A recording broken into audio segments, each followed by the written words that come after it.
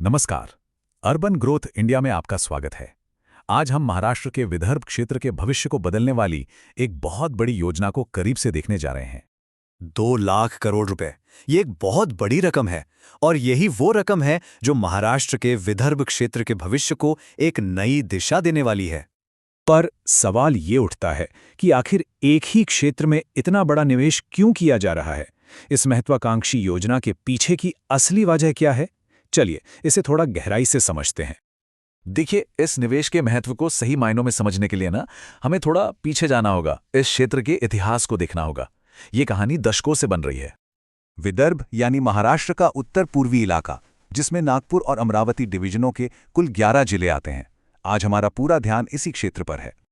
एक लंबा समय था जब विदर्भ को महाराष्ट्र के सबसे पिछड़े और नजरअंदाज किए गए क्षेत्रों में गिना जाता था, जो विकास और जरूरी सुविधाओं की दौड़ में काफी पीछे रह गया था।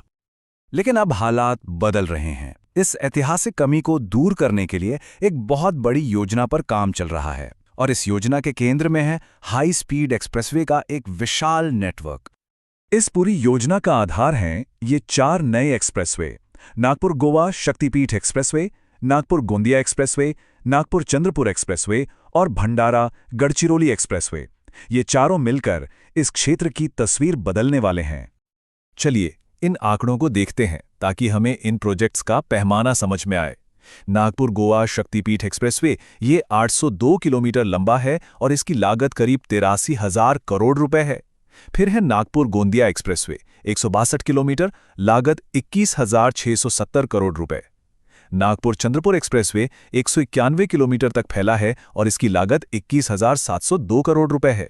और आखिर में भंडारा गढ़चिरौली एक्सप्रेसवे 94 किलोमीटर लंबा, जिसकी लागत 12,303 करोड़ रुपए है। ये आंकड़े इन योजनाओं की विशालता को साफ साफ दिखाते हैं। लेकिन ये सिर्फ सड़कें बनाने की बात नहीं है। इस नेटवर्क का असली लक्ष्य ये पक्का करना है कि हाई स्पीड कनेक्टिविटी पूरे क्षेत्र के हर एक कोने तक पहुंचे। और जब ये योजना पूरी हो जाएगी तो विदर्भ के 11 में से 10 जिले इस हाई स्पीड नेटवर्क से सीधे जुड़ जाएंगे, जो इस पूरे क्षेत्र के लिए एक बहुत बड़ी छलांग होगी। खास तौर पे इस योजना में गढ़चिरौली जैसा जिला भी शामिल है, जो महाराष्ट्र के सबसे दूर दराज और पिछड़े क्षेत्रों में से एक है। तो ये सिर्फ सड़कों की बात नहीं है, ये विकास को हर दरवाजे तक पहुंचाने की एक कोशिश है। तो ये सब कागजों पर तो बहुत अच्छा लगता है, लेकिन आम लोगों और उनके कारोबार पर इसका असल में क्या असर होगा? सबसे सीधा असर यात्रा के समय में भारी कमी के रूप में दिखता है। मिसाल के तौर पर समृद्धि महामार्ग ने नागपुर से मुंबई की यात्रा को 15 घंटे से घटाकर सिर्फ 7 घंटे कर दिया है। ये समय की एक बहुत बड़ी बचत है। बेहतर सड़कों से सामान ढुलाई का खर्च भी काफी कम हो गया है।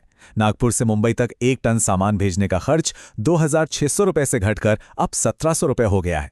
इसका सीधा फायदा किसानों और छोटे कारोबारियों को मिल रहा है। अगर इसे संक्षेप में समझे तो तेज कनेक्टिविटी से सामान और लोगों की आवाजाही तेज होती है, ईंधन और गाड़ी के रखरखाव का खर्च कम होता है, उद्योग और पर्यटन के लिए नए रास्ते खुलते हैं, और सबसे जरूरी, गांव देहात के इलाके सीधे बड़े बाजारों से जुड़ जाते हैं। तो हमने योजना को समझ लिया और उसके असर को भी देख लिया है। अब आइए आगे के रास्ते पर बात करते हैं और ये समझते हैं कि इन सब का हमारे लिए क्या मतलब है। यहाँ 3 बातें हैं जो याद रखने वाली है। पहली, किसी भी क्षेत्र के विकास की नींव होती है कनेक्टिविटी। दूसरी, ये सिर्फ सड़कें नहीं हैं, ये आर्थिक गलियारे हैं जो नए उद्योगों को बढ़ावा देंगे। और तीसरी, ये विकास सिर्फ एक शहर के लिए नहीं, बल्कि पूरे विदर्भ क्षेत्र को ऊपर उठाने के लिए है। और अंत में एक बात हमेशा याद रखें, जब शहर की दिशा समझ में आ जाती है तो फैसले गलत नहीं होते। शहरी विकास पर ऐसी ही सही और विश्वसनीय जानकारी के लिए अर्बन ग्रोथ इंडिया के साथ जुड़े रहिए।